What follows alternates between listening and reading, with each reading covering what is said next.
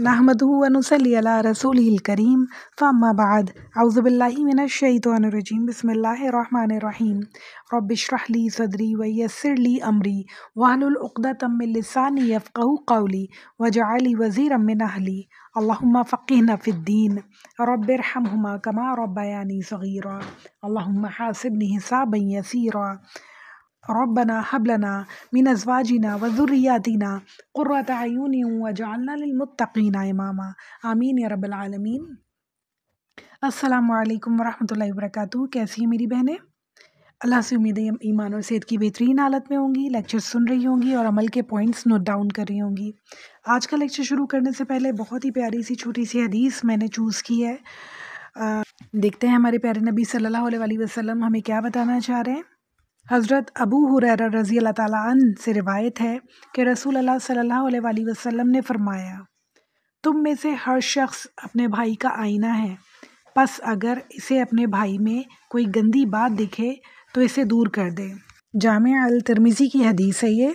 इस हदीस से हमें ये पता चलता है कि हर इंसान, हर मुसलमान दूसरे मुसलमान का आईना है। तो हमें एक दूसरे की कोई भी बात पता चले ऐसी जो मुनासिब नहीं हो, तो ये नहीं कि हम उसे नशर करें और उसे लोगों में बताना शुरू करें, बल्कि हमें कोशिश करनी चाहिए कि वो बुरी बात उसके अंदर से हम ख़त्म कर दें। इस तरह से दिल का दर्द रखें और उसे अच्छे दोस्त की तरह, अच्छे भाई की तरह उसे अच्छा मशवरा दें, ताकि वो बुराई उसके अंदर से इंशाअल्लाह हमेशा के लिए ख़त्म हो जाए।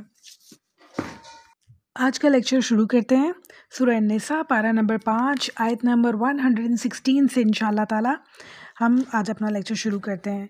अऊज़ु बिल्लाहि मिनश शैतानिर रजीम बिस्मिल्लाहिर रहमानिर रहीम इन्नल्लाहा ला यग़फ़िरु अन युश्रिका बिही व यग़फ़िरु मा दूना ज़ालिका लिमन यशा व मन युश्रिक बिल्लाहि फ़क़द ज़ल्ला ज़लालन बईदा। उसे अल्लाह ताला हरगिज़ न बख्शेंगे कि इसके साथ शरीक मुकर्रर किया जाए। हाँ, शिर्क के अलावा गुनाह जिसके चाहे अल्लाह ताला माफ़ फरमा देंगे, और अल्लाह ताला के साथ शरीक करने वाला बहुत दूर की गुमराही में जा पड़ा। कुरान में जा बजा अल्लाह ताला ने ये बात हमें बार बार बताई कि अल्लाह ताला शिर्क माफ़ नहीं फरमाएंगे। एक वाहिद गुनाह है जो सबसे बड़ा गुनाह है शिर्क, और सबसे बड़ा जुल्म है शिर्क। एक बुहतान है, सबसे बड़ा बुहतान है शिर्क, जो अल्लाह ताला कभी माफ़ ना फरमाएंगे। इंसान को ख़ुद से शिर्क की माफ़ी मांगनी होगी, जब अल्लाह ताला शिर्क को माफ़ फरमाएंगे। उसके अलावा जो भी गुनाह इंसान करता है, अल्लाह ताला चाहें तो वो ख़ुद से उन्हें माफ़ कर सकते हैं, मगर शिर्क की जब तक माफ़ी ना मांगी जाए, शिर्क माफ़ नहीं किया जाएगा। शिर्क की बहुत सी अक़साम हैं, बहुत सारी सूरतें हैं शिर्क की। अल्लाह ताला उन सब से हमें महफूज रखे। अल्लाह ताला शिर्क अकबर, शिर्क असग़र दोनों से हमें महफूज रखे। आमीन सुम्मा आमीन। आयत नंबर 117 में अल्लाह ताला फरमा रहे हैं, ये तो अल्लाह ताला को छोड़कर सिर्फ औरतों को पुकारते हैं, और दरअसल ये सिर्फ सरकश शैतान को पूजते हैं। औरतों को पुकारते हैं का मतलब ये कि उस ज़माने में जो बुत थे उनका नाम फ़ीमेल रखा जाता था ज़्यादातर, यानी लात, आज़ा, मनाता, नाइला, ये सब जो थे बुतों के नाम थे। तो अल्लाह ताला यहाँ पे इसलिए औरतों की औरत कह रहे हैं, बुतों को औरत कह रहे हैं। औरतों के नाम पे बुतों के नाम रखे जाते थे। और फिर उसके बाद और क्या होता था कि फ़रिश्तों को भी औरतों की बेटियाँ, अल्लाह ताला की बेटियां कहा जाता था, कि फ़रिश्ते अल्लाह ताला की बेटियां हैं, तो इसलिए भी अल्लाह ताला कह रहे हैं कि औरतों के नाम रखे जाते थे। तो इस बात के एंड में अल्लाह ताला कह रहे हैं ये सिर्फ सरकश शैतान को पूजते हैं, यानी इनको बहकाने वाला जो है शैतान है, और जब ये इसकी बातों में आ जाते हैं तो ये गलत हरकतें करना शुरू हो जाते हैं, अल्लाह ताला के साथ शरीक ठहराना शुरू हो जाते हैं। आगे अल्लाह ताला फरमा रहे हैं, जिसे अल्लाह ताला ने लानत की और उसने बड़ा ही बुरा बीड़ा उठाया कि मैं तेरे बंदों में से मुकर्रर शुदा हिस्सा लेके रहूँगा। यानी शैतान ने अल्लाह ताला से वादा किया था कि मैं आपके बंदों को बहका कर रहूँगा और आपके बंदों में से एक बड़ा पोर्शन जहन्नुम में अपने साथ लेके जाऊँगा। 119 आयत में अल्लाह ताला इसी बात को आगे कंटिन्यू कर रहे हैं और फरमा रहे हैं, और उन्हें राह से बहकाता रहूँगा और बातिल उम्मीदें दिलाता रहूँगा, और उन्हें सिखाऊँगा कि जानवरों के कान चीर दो, और उनसे कहूँगा कि अल्लाह ताला की बनाई हुई सूरतों को बिगाड़ दो। सुनो, जो शख्स अल्लाह ताला को छोड़कर शैतान को अपना रफ़ीक बनाएगा वो सही नुकसान में डूबेगा। اس زمانے میں مشرکین کیا کرتے تھے کہ جانوروں کو لے کے اور اپنے بتوں کے نام پہ وقف کر دیا کرتے تھے، اور جانور جو بھی اپنے بت کے نام پہ وقف کرتے تھے اس کے کان کاٹ دیا کرتے تھے، اس کے کان چیر دیا کرتے تھے۔ تو اللہ تعالیٰ یہ کہہ رہے ہیں کہ شیطان نے انہیں یہ بات سکھائی کہ ایسا کرو، ایک تو جانوروں کو اپنے بتوں کے نام پہ وقف کر دو اور پھر ان کے کان چیر ڈالو۔ کتنا بڑا ظلم ہے، ایک چیز کو اللہ تعالیٰ نے پیدا کیا، اللہ تعالیٰ کے نام پہ قربان کرنے کے بجائے آپ اسے اپنے بتوں کے نام پہ قربان کر رہے ہیں، بتوں کے نام پہ وقف کر رہے ہیں، اور پھر ظلم یہ کہ ان کے کان چیر رہے ہیں، اور بھی ان کے یعنی فزیکل اتنا ٹارچر ان جانوروں کو بیچاروں کو کیا کرتے تھے۔ اور پھر بات آ رہی ہے آگے جو آج کل بہت ہی کامنلی ہمیں اس دنیا میں نظر آ رہی ہے، وہ یہ ہے، اور ان سے کہوں گا کہ اللہ تعالیٰ کی بنائی ہوئی صورتوں کو بگاڑ دو۔ اللہ اکبر! اس زمانے میں اگر دیکھا جائے تو یہ ہوا کرتا تھا کہ سورج، چاند، ستارے، جو بھی چیزیں اللہ تعالیٰ نے بنائی ہیں، جس کام کے لیے بنائی ہیں اس کام کو چھوڑ کے ان سب کو معبود بنا لیا جاتا تھا، ان کی پوجا کرنے لگتے تھے، انہیں اپنا خدا ماننے لگتے تھے۔ تو اللہ تعالیٰ یہ کہہ رہے ہیں کہ چیزیں بنائی کس لیے ہیں اور تمہیں استعمال کس لیے کر رہے ہو انہیں۔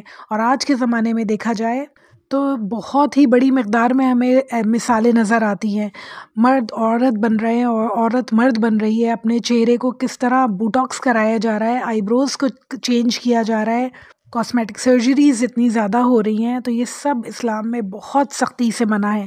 اللہ تعالیٰ کہتے ہیں کہ جیسا میں نے انسان کو بنایا ہے بہت خوبصورت بنایا ہے، ہر انسان اپنے حساب سے بہت خوبصورت ہے، تو اس میں چینجز کروانا، اپنے چہرے میں چینجز کروانا بہت زیادہ منع ہے۔ پھر اس آیت کے اینڈ میں اللہ تعالیٰ کہہ رہے ہیں، سنو، جو شخص اللہ تعالیٰ کو چھوڑ کر شیطان کو اپنا رفیق بنائے گا وہ صحیح نقصان میں ڈوبے گا۔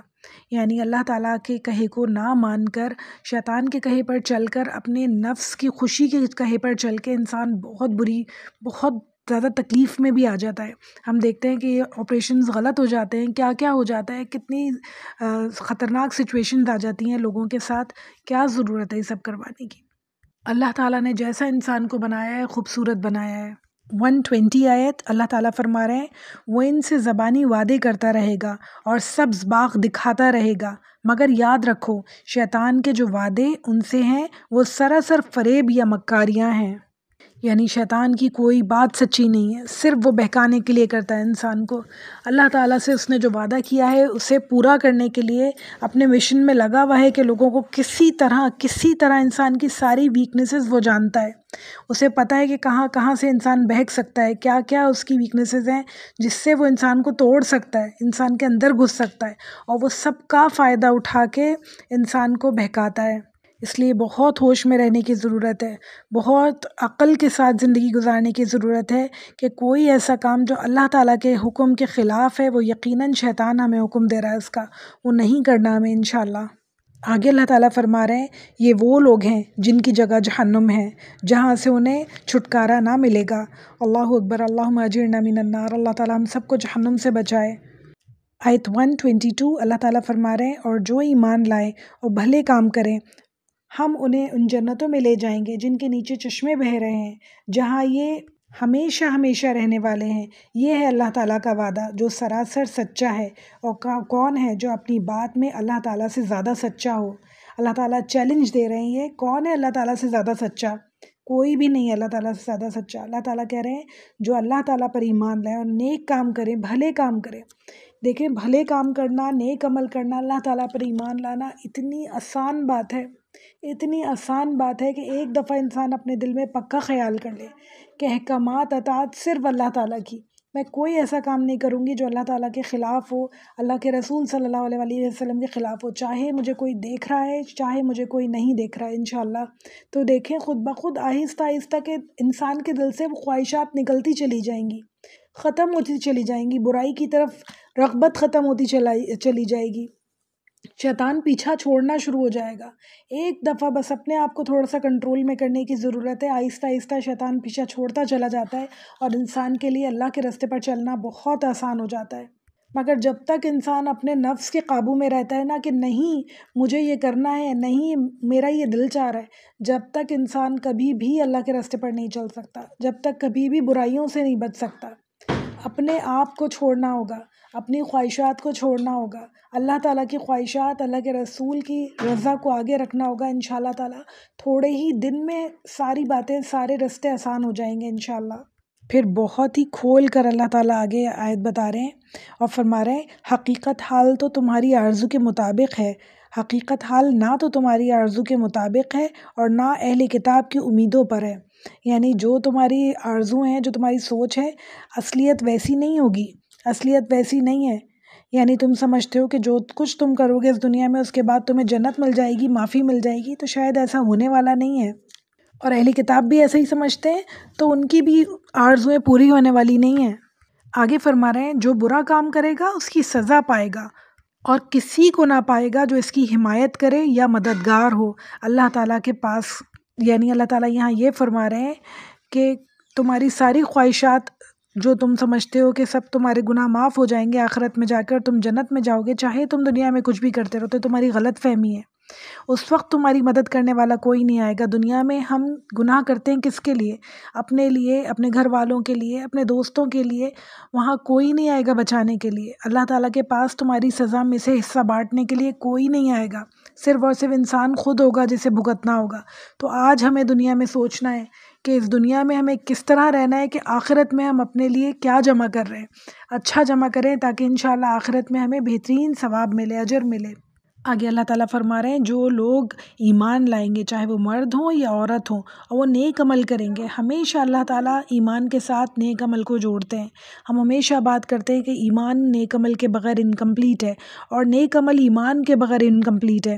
دونوں چیزوں کا ایک دوسرے کے لیے لازم اور ملزوم ہے کہ جب ایمان کی بات کی ہے تو نیک عمل اس کے ساتھ اللہ تعالیٰ ہمیشہ جوڑتے ہیں، کہ چاہے وہ مردوں کے ہوں یا عورتوں کے ہوں۔ یقیناً ایسے لوگ جنتوں میں داخل ہوں گے، اور کھجور کی گٹھلی کے شگاف کے برابر بھی ان کا حق نہ مارا جائے گا۔ یعنی ایک تو کھجور چھوٹی سی، پھر اس کی گٹھلی اس سے بھی چھوٹی، اور پھر اس کے اوپر جو ایک باریک سی اسکن ہوتی ہے نا، اس کی بات کر رہا ہے اللہ تعالیٰ کہ کھجور کی گٹھلی کے شگاف کے برابر بھی کسی کا حق نہیں مارا جائے گا۔ جس نے نیکی کی ہے، جس نے اچھا کام کیا ہے، چاہے دنیا میں اسے اپریسیشن ملے نہیں ملی ہو۔ ہم سوچتے ہیں کہ دنیا میں تو ہمیں کوئی پوچھ ہی نہیں رہا، کوئی ہماری تعریف ہی نہیں کر رہا، کیا فائدہ ایسی نیکی کا، کیا فائدہ ایسے اچھے کاموں کا کہ ہماری کوئی تعریف ہی نہیں کر رہا، کوئی نوٹس ہی نہیں کر رہا، چھوڑو ہم بھی باقی لوگوں کی طرح ہو جاتے ہیں، سوچتے ہیں نا ہم ایسا۔ تو اللہ تعالیٰ کہہ رہے ہیں وہاں تمہارا اتنا سا بھی حق نہیں مارا جائے گا۔ کیا حیثیت ہوتی ہے کھجور کی گٹھلی کی، اس کی اوپر اسکن ہوتی ہے، اس کی کیا حیثیت ہوتی ہے؟ کچھ بھی نہیں ہوتی۔ اللہ تعالیٰ کہہ رہے ہیں اس سے بھی باریک تمہارا جو ہے، جو تمہاری نیکی ہے وہ ضائع نہیں ہوگی۔ اللہ تعالیٰ ہر بات کو لکھ رہے ہیں۔ اللہ تعالیٰ کے لیے ہم سب کو نیکیاں کرنی چاہیے، اللہ تعالیٰ کے لیے ہم سب کو بھلائیاں کرنی چاہیے، اللہ تعالیٰ کے لیے ہمیں لوگوں کی خدمت کرنی چاہیے، لوگوں سے محبت کرنی چاہیے، اور اس بات کا یقین ہونا چاہیے کہ انشاءاللہ تعالیٰ اللہ تعالیٰ ہماری نیکیوں کو ضائع نہیں کریں گے۔ اللہ تعالیٰ سب کچھ لکھ رہے ہیں، اللہ تعالیٰ سب کچھ جانتے ہیں۔ 125 آیت اللہ تعالیٰ فرما رہے ہیں باعتبار دین کے اس سے اچھا کون ہے جو اپنے آپ کو اللہ تعالیٰ کے تابع کر دے اور جو نیکوکار ہو، ساتھ ہی یکسوئی والے ابراہیم کے دین کی پیروی کر رہا ہو، اور ابراہیم علیہ السلام کو اللہ تعالیٰ نے اپنا دوست بنا لیا ہے۔ سبحان اللہ، اللہ تعالیٰ ہم سب کو بھی اپنا دوست بنا لے انشاءاللہ، ہم سب کو ایسے اعمال کرنے کی توفیق نصیب فرمائے، اتنا بہترین دل ہو ہمارے پاس کہ ابراہیم علیہ السلام جیسے اتنا فوکسڈ انسان اللہ تعالیٰ ہمیں بنائے کہ اللہ تعالیٰ ہم سب کو اپنے دوستوں میں شامل فرما لے انشاءاللہ۔ یہاں ابراہیم علیہ السلام کو اللہ تعالیٰ ایک مثال کے طور پہ پیش کر رہے ہیں، ایک کامیابی کی مثال کے طور پہ، نمونے کے طور پہ، کہ دیکھو کامیاب ہوئے حضرت ابراہیم علیہ السلام، کہ انہوں نے اپنے آپ کو اللہ تعالیٰ کے تابع کر لیا تھا، اللہ تعالیٰ کی سپردگی میں دے دیا تھا کہ اللہ تعالیٰ جیسے آپ کی مرضی ہے، جیسے آپ کی مرضی ہے میں ویسے ہی رہوں گا، اور میں ہمیشہ خوش ہوں، ہمیشہ شکر گزار بندوں میں سے ہوں۔ ہمیشہ جتنی آزمائشیں آئیں بہت خوشی کے ساتھ انہوں نے ان کو قبول کیا، اور پھر بھی شکر گزار بندوں میں شامل رہے، صبر کرنے والوں میں شامل رہے۔ پھر اللہ تعالیٰ فرما رہے ہیں آسمانوں اور زمینوں میں جو کچھ ہے سب کچھ اللہ تعالیٰ کا ہے، اور اللہ تعالیٰ ہر چیز کو گھیرنے والا ہے، یعنی ہر چیز کا علم اللہ کے پاس ہے، اور ایک دن آئے گا کہ اللہ تعالیٰ سب چیزوں کو گھیر لے گا، سب کو پکڑ لے گا، سب کی حساب کتاب لے گا، کہ اس آسمانوں اور زمینوں میں جتنی مخلوق ہیں، جتنی چیزیں ہیں، سب کا حساب کتاب ایک دن ہونے والا ہے۔ اب آگے اللہ تعالیٰ بات کا رخ چینج کر رہے ہیں اور فرما رہے ہیں آپ سے عورتوں کے بارے میں حکم دریافت کرتے ہیں، آپ کہہ دیجئے کہ خود اللہ تعالیٰ ان کے بارے میں حکم دے رہا ہے، اور قرآن کی وہ آیتیں جو تم ان یتیم لڑکیوں کے بارے میں پڑھتے ہو جنہیں ان کا مقرر حق تم نہیں دیتے، اور انہیں اپنے نکاح میں لانے کی رغبت رکھتے ہو۔ یعنی اللہ تعالیٰ یہاں یہ بات کر رہے ہیں کہ سورہ نساء کی آیت نمبر 3 میں ہم نے پڑھا کہ اللہ تعالیٰ فرما رہے تھے کہ یتیم لڑکیوں سے جب شادی کرو تو ان کا حق مہر انہیں دے دیا کرو. تو جب تم اللہ تعالیٰ کہہ رہے ہیں کہ ان سے شادی کرنے کی رغبت تو رکھتے ہو مگر ان کا حق انہیں نہیں دیتے، انہیں مہر نہیں دیتے، پھر ان کے ساتھ حسن سلوک نہیں کرتے، اچھا برتاؤ ان کے ساتھ برابری کا نہیں کرتے ہو، تو اللہ تعالیٰ کہہ رہے ہیں کہ یہ اچھی بات نہیں ہے. پھر اس کے بعد اللہ تعالیٰ کہہ رہے ہیں اور کمزور بچوں کے بارے میں، اللہ تعالیٰ کمزور بچوں کے بارے میں بھی حکم دیتے ہیں کہ یتیم ہے اگر وہ تو ان کے ساتھ حسن سلوک کرو، ان کا مال ان کے بڑے ہونے سے پہلے نہ کھا جاؤ، اپنے مال کے ساتھ ان کا مال ملا کے نہ کھا جاؤ، اپنا برا مال ان کے اچھے مال کے بدلے ایکسچینج نہ کر لو. یہ ساری باتیں ہم نے سورہ نساء میں ہی پڑھی، وہ آیتیں ہی اللہ تعالیٰ دوبارہ یہاں پہ دہرا رہے ہیں. اور پھر کہہ رہے ہیں اور اس بارے میں کہ یتیموں کا خیال انصاف کے ساتھ رکھو، یعنی سارے معاملات بہت انصاف کے ساتھ ہونے چاہیے، ان کا مال جو ہے بہت انصاف کے ساتھ خرچ کرو. اللہ تعالیٰ نے، ہم نے دیکھا سورہ نساء میں ہی شروع میں اللہ تعالیٰ نے حکم کیا تھا کہ اگر تمہارے پاس یتیم بچے ہیں اور تمہارے پاس خود کمی ہے مال کی تو ان کا مال تم استعمال کر سکتے ہو کھانے پینے میں اور خرچے میں، مگر بہت طریقے کے ساتھ. اس طرح نہیں کہ میں جلدی جلدی یہ سارا مال خرچ کر جاؤں اس سے پہلے کہ یہ بچے بڑے ہوں اور اپنا مال مانگے میں ان کا سارا مال خرچ کر دوں، اس طرح نہیں ہونا چاہیے. اور اگر اللہ تعالیٰ کہہ رہے ہیں کہ تمہارے پاس اتنا مال ہے کہ تم بچوں کو پال سکو تو بچوں کا مال مت یوز کرو، اپنے کھانے میں مت یوز کرو، بچوں کے اوپر ضرور لگاؤ مگر اپنے کھانے میں یوز مت کرو، اور پھر جیسے ہی وہ بچے بڑے ہو جائیں تو ان کا سارا مال انہیں واپس کر دو. پھر ایسی آیت میں اللہ تعالیٰ فرما رہے ہیں اور جو نیک کام تم کرو گے بلا شبہ اللہ تعالیٰ اسے پوری طرح جاننے والا ہے. ہم اچھی طرح جانتے ہیں کہ اللہ تعالیٰ ہر چیز دیکھنے والا ہے، ہمیں کوئی دیکھ رہا ہے یا نہیں دیکھ رہا ہے، کوئی جانتا ہے یہ معاملات یا نہیں جانتا، یہ کاغذی معاملات کون آ کے دیکھ رہا ہے کہ کوئی کیا کر رہا ہے، مگر اللہ تعالیٰ ہر چیز جانتے ہیں. 1 روپیہ بھی ہم نے حرام کسی کا کھایا تو اللہ تعالیٰ حساب لینے والے ہیں اس کا. تو اللہ تعالیٰ ہم سب کو انصاف کے ساتھ سب معاملات، ہر کسی کے ساتھ معاملات کرنے والا بنائے انشاءاللہ. آیت نمبر 128 اللہ تعالیٰ فرما رہے ہیں اگر کسی عورت کو اپنے شوہر کی بد دماغی اور بے پرواہی کا خوف ہو تو دونوں آپس میں صلح کر لیں، اس میں کسی پر کوئی گناہ نہیں. پیچھے ہم نے دیکھا کہ اللہ تعالیٰ بات کر رہے تھے کہ عورت اگر بدمزاج ہو تو آدمی کیا کرے. یہاں پہ اللہ تعالیٰ بات کر رہے ہیں کہ اگر آدمی بدمزاج ہو، عورت کے ساتھ ناانصافی کرے، عورت کے ساتھ صحیح اس کا رویہ نہ ہو، کسی بھی لحاظ سے ناانصافی کر رہا ہو، دوسری شادی کر لی ہو اور پہلی بیوی کی طرف سے توجہ ہٹ گئی ہو، خرچہ نہ دیتا ہو، ٹائم نہ دیتا ہو، کسی بھی لحاظ سے وہ اس کے ساتھ زیادتی کرے یا ظلم کرے، تو اللہ تعالیٰ فرما رہے ہیں کہ دونوں آپس میں بیٹھ کے ایک دوسرے کے ساتھ صلح کر لیں، یعنی کہ بیچ کا راستہ نکال سکتے ہیں. یہاں اللہ تعالیٰ عورت کو خلا کا مشورہ دے رہے ہیں، خلا کا راستہ دکھا رہے ہیں کہ اگر چاہو تو اس وقت خلا لی جا سکتی ہے اگر آپس میں نہیں بن رہی ہے. ہم دیکھتے ہیں گھروں میں اتنے بڑے بڑے کلیشز ہوتے ہیں، اتنی بڑی بڑی لڑائیاں جھگڑے ہوتے ہیں، مگر پھر بھی ساتھ رہتے ہیں لوگ. اس سے اتنا خراب اثر پڑتا ہے گھروں پہ، بچوں پہ اتنا خراب اثر پڑ رہا ہوتا ہے، پوری نسلیں خراب ہو جاتی ہیں، انسان خود بھی ڈپریشن کا اور انگزائٹی کا شکار ہوتا ہے، بچے بھی بہت خراب پرورش پا رہے ہوتے ہیں، خراب چیزیں اڈاپٹ کر رہے ہوتے ہیں. تو اللہ تعالیٰ یہاں مشورہ دے رہے ہیں کہ اگر تمہارے ساتھ ایسا ہے تو تم خلا لے سکتی ہو، اور فرما رہے ہیں اس میں کسی پر کوئی گناہ نہیں. آگے اسی آیت میں اللہ تعالیٰ فرما رہے ہیں طمع ہر نفس میں شامل کر دی گئی ہے. طمع کا مطلب ہے مفاد، اپنا مفاد، اپنے نفس کا مفاد، یعنی عورت چاہے گی کہ مجھے مہر نہ دینا پڑے، واپس زیادہ حصہ مجھے مل جائے، اور آدمی چاہے گا کہ مجھے پورا کا پورا مہر مل جائے. جبکہ جب خلا ہوتی ہے تو اسلام میں یہ حکم ہے کہ آپ آدھا مہر یا آپس میں ڈیسائیڈ کر لیں کہ کتنا دے سکتے ہیں، اتنا مہر آدمی کو عورت واپس کر دے گی.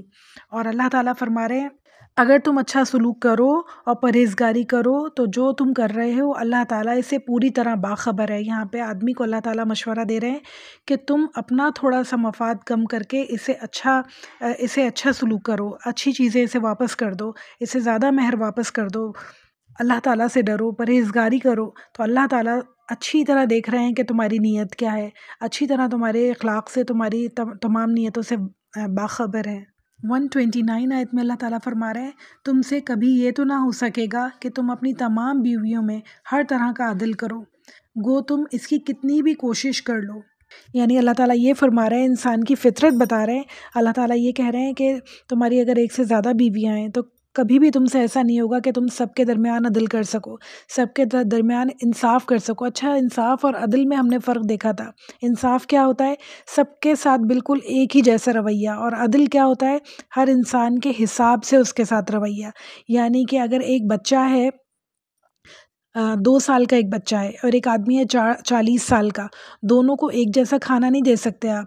2 سال کے بچے کو اس کے حساب سے کھانا دیا جائے گا اور 40 سال کے آدمی کو اس کے حساب سے کھانا دیا جائے گا۔ یہ ہے عدل۔ اور انصاف کیا ہوتا ہے؟ کہ دونوں کو بالکل ایک جیسا کھانا دیا جاتا۔ تو اللہ تعالیٰ یہاں پہ عدل کی بات کر رہے ہیں، انصاف کی بات نہیں کر رہے۔ جس کی جتنی ضرورت ہے، جیسی ضرورت ہے، اس کے حساب سے اس کے ساتھ آپ کا رویہ ہونا چاہیے، یہ عدل ہے۔ اللہ تعالیٰ کہہ رہے ہیں تم عدل نہیں کر سکو گے، چاہے تم کتنی بھی خواہش کر لو، کتنی بھی کوشش کر لو۔ پھر آگے فرما رہے ہیں اس لیے بالکل ہی ایک طرف مائل ہو کر دوسری کو لٹکا ہوا نہ چھوڑ دو۔ یعنی ایسا نہ ہو کہ تمہاری جو فیوریٹ بیوی ہو، سب سے زیادہ تمہیں محبت ہو، تم اس کا ہی خیال رکھتے رہو اور دوسری کو دیکھو ہی نہیں، پوچھو ہی نہیں۔ چاہے وہ تمہارا کتنا بھی خیال کرتی ہو، تم سے کتنی بھی محبت کرتی ہو، تم اسے نہ دیکھو، نہ پوچھو۔ یہ بہت بڑا ظلم ہے کہ نہ اسے طلاق دو، نہ اس سے الگ ہو، نہ اس سے خلا تم تسلیم کرو، نہ اسے چھوڑو، نہ تم اسے اپناؤ۔ اسے ایسے لٹکا ہوا چھوڑنا بہت بڑا ظلم ہے، اللہ تعالیٰ کہہ رہے ہیں۔ پھر آگے فرما رہے ہیں اگر تم اصلاح کرو اور تقوی اختیار کرو تو بے شک اللہ تعالیٰ بڑی مغفرت والا اور رحمت والا ہے۔ اصلاح کرو کا مطلب اپنا یہ رویہ ٹھیک کر لو اور دونوں کے ساتھ ایک جیسا سلوک کرنا شروع کر دو۔ اچھا، یہ سلوک جو ہے یہ محبت کی بات نہیں ہو رہی ہے، کیونکہ دل جو ہوتا ہے، ایک انسان کو اپنی بیوی سے محبت بہت زیادہ ہے، محبت کی بات نہیں ہو رہی ہے۔ محبت آپ کر سکتے ہیں مگر رویہ سب کے ساتھ سیم ہونا چاہیے، اخلاق سب کے ساتھ سیم ہونا چاہیے، سب کی ضرورتوں کا خیال سیم رکھنا چاہیے، یہ بات ہو رہی ہے یہاں پہ۔ رسول اللہ صلی اللہ علیہ وآلہ وسلم کو سب سے زیادہ حضرت عائشہ رضی اللہ تعالیٰ عنہ سے محبت تھی، اور اللہ تعالیٰ سے کہتے تھے کہ اللہ تعالیٰ مجھے بس عائشہ کے معاملے میں آپ بخش دیجیے گا، کیونکہ سب سے زیادہ انہیں حضرت عائشہ سے محبت تھی، مگر ساری بیویوں کا سب ازواج مطہرات کا وہ ایکول خیال رکھا کرتے تھے، سب کو ایکول ٹائم دیا کرتے تھے، سب کی ضرورتوں کا باقاعدہ ایکول خیال رکھتے تھے۔ صرف محبت انہیں ہمارے پیارے نبی صلی اللہ علیہ وآلہ وسلم کو حضرت عائشہ سے زیادہ تھی۔ تو یہاں پہ دل کی بات نہیں ہو رہی ہے، محبت کی بات نہیں ہو رہی ہے، باقی ہر طرح کے خیال رکھنے کی بات ہو رہی ہے۔ بہت مشکل کام ہے، یعنی ایک سے زیادہ شادی کرنے کا مطلب یہ ہے کہ انسان جو ہے مستقل ایک کشمکش میں کا شکار ہے۔ ایک ایسی دنیا کے لحاظ سے تو ٹھیک ہے، مگر آخرت میں بھی بہت زیادہ اس کی جواب دہی ہے، اللہ کے پاس اس کی بہت زیادہ جواب دہی ہے کہ آپ نے دوسرے کے ساتھ کیسا سلوک کیا۔ انسان عدل و انصاف نہیں کر سکے اگر، تو اسے نہیں کرنی چاہیے دوسری شادی۔ ایک میں ہی اللہ تعالیٰ اسے برکت دے، ایک میں ہی رحمت اور محبت دے آپس میں انشاءاللہ تعالیٰ، کہ آگے دوسری شادی کرنے کی ضرورت نہ پڑے۔ یہ 2 صورتیں اللہ تعالیٰ ابھی تک ہمیں بتا چکے ہیں۔ پہلی اللہ تعالیٰ نے ہمیں کیا بتائی تھی؟ خلا لینے کی عورت کی، کہ اگر آدمی اچھا نہ ہو تو عورت خلا لے سکتی ہے اور تھوڑا مہر دے کے اس سے الگ ہو سکتی ہے۔ دوسری صورت اللہ تعالیٰ نے کیا بتائی؟ کہ آدمی کو اگر ایک سے زیادہ اس نے شادیاں کی ہوئی ہیں تو وہ کسی ایک بیوی کی طرف رغبت نہ رکھے، بلکہ دونوں کے ساتھ عدل و انصاف کے ساتھ رہے، دونوں کے ساتھ اچھا سلوک کرے۔ اب یہاں تیسری صورت اللہ تعالیٰ بتا رہے ہیں آیت نمبر 130 میں، اور فرما رہے ہیں اگر میاں بیوی جدا ہو جائیں تو اللہ تعالیٰ اپنی وسعت سے ہر ایک کو بے نیاز کر دے گا۔ یعنی اللہ تعالیٰ کا یہاں یہ مطلب ہے کہ اگر دونوں میں کوشش کے باوجود بھی نہ بنے اور جدائی ہو جائے، طلاق ہو جائے یا خلا ہو جائے، تو اللہ تعالیٰ دونوں کو اپنے حساب سے ان کو جو انہیں چاہیے تھا انشاءاللہ تعالیٰ وہ عطا کرے گا۔ یعنی اللہ تعالیٰ یہاں یہ اجازت دے رہے ہیں کہ طلاق ناپسندیدہ ترین عمل ہے، مگر اگر تم لوگ کی نہیں بن رہی ہے اور الگ ہو جاؤ تو اللہ تعالیٰ عورت کو اس کے حساب سے اس کا پسندیدہ شوہر عطا فرمائے گا، اور جو مرد ہے اس کو اس کی پسندیدہ بیوی عطا فرمائے گا انشاءاللہ۔ اللہ تعالیٰ وسعت والا اور حکمت والا ہے، یعنی اللہ تعالیٰ بہت دینے والے ہیں، اللہ تعالیٰ کے پاس کوئی کمی نہیں ہے، اللہ کے خزانے میں کوئی کمی نہیں ہے۔ ایک حدیث میں آتا ہے، ابو داؤد کی حدیث ہے یہ، طلاق حلال تو ہے لیکن یہ ایسا حلال ہے جو اللہ تعالیٰ کو سخت ناپسند ہے۔ اس کے باوجود بھی اللہ تعالیٰ نے اس کی اجازت دی ہے، ہم دیکھتے ہیں، کیونکہ بعض دفعہ ایسے حالات آ جاتے ہیں، ایسے موڑ آ جاتے ہیں کہ 2 لوگوں کی آپس میں نہیں بن رہی ہوتی ہے، کیونکہ 2 لوگ الگ الگ جگہوں سے آئے ہوئے، الگ الگ ذہنوں کے لوگ، الگ الگ طرح کی ان کی پرورش ہوئی ہوئی۔ بہت دفعہ ایسا ہوتا ہے کہ انسان چاہتے ہوئے بھی نہیں نبھا پا رہا ہوتا ہے، نہیں گزر ہو رہی ہوتی ہے، تو اس وقت اللہ تعالیٰ دونوں میں شدید نا اتفاقی نہ ہو، لڑائی جھگڑے نہ ہو، اس سے پورا گھر متاثر نہ ہو، لوگوں کے بچوں کے ذہن متاثر نہ ہو، اللہ تعالیٰ اجازت دیتے ہیں کہ آپ خلا یا طلاق لے سکتے ہیں۔ یعنی اللہ تعالیٰ یہاں یہ حکم دے رہے ہیں کہ پریشانیاں، مصیبتیں اور بد اخلاقیاں اور ٹارچرز مت سہو، نہ آدمی سہے نہ عورت سہے۔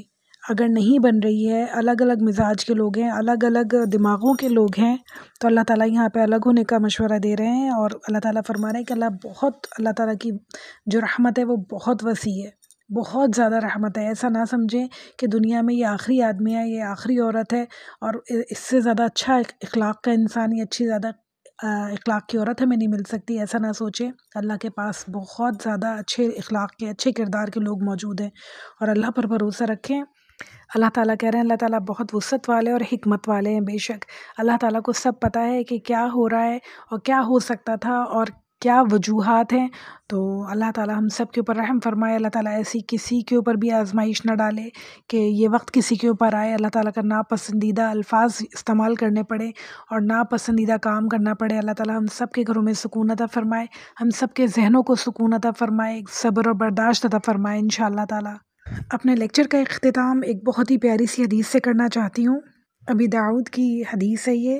ہمارے پیارے نبی صلی اللہ علیہ وسلم نے فرمایا، جو شخص بیوی کو شوہر کے خلاف بھڑکائے یا نوکر کو مالک سے نفرت دلائے وہ ہم میں سے نہیں۔ اللہ اکبر۔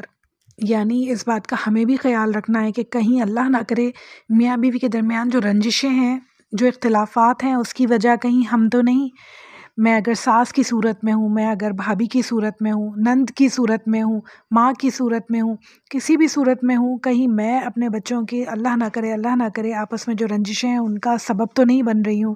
مجھے بہت زیادہ اس بات کا خیال رکھنا ہوگا، کیونکہ اس بات کا بہت زیادہ سوال ہونے والا ہے قیامت کے دن۔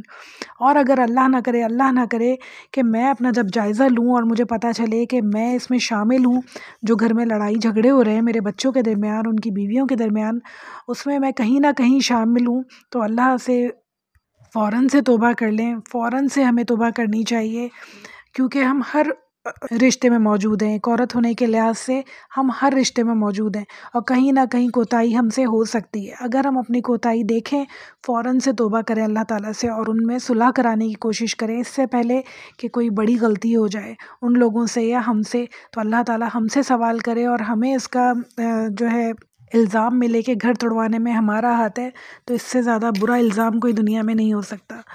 تو اللہ سے امید ہے اللہ تعالیٰ ہم سب کو عقل عطا فرمائے، اس دنیا میں رہنے کی شعور کے ساتھ رہیں، لوگوں میں نیکیاں بانٹیں، بھلائیاں بانٹیں، آسانیاں بانٹیں، محبتیں بانٹیں انشاءاللہ، اور اللہ تعالیٰ ہم سب کو نفرتیں بانٹنوں سے، چغل خوریاں کرنے سے بچائے انشاءاللہ۔ ربی اعنی علی ذکرک و شکرک و حسن عباداتک، ربنا تقبل منا انک انت السمیع العلیم وتوب علینا انک انت التواب الرحیم، صلی اللہ تعالی علی خیر خلقہ وازواجہ وذریتہ اجمعین برحمتک یا ارحم الراحمین۔ السلام علیکم ورحمۃ اللہ وبرکاتہ۔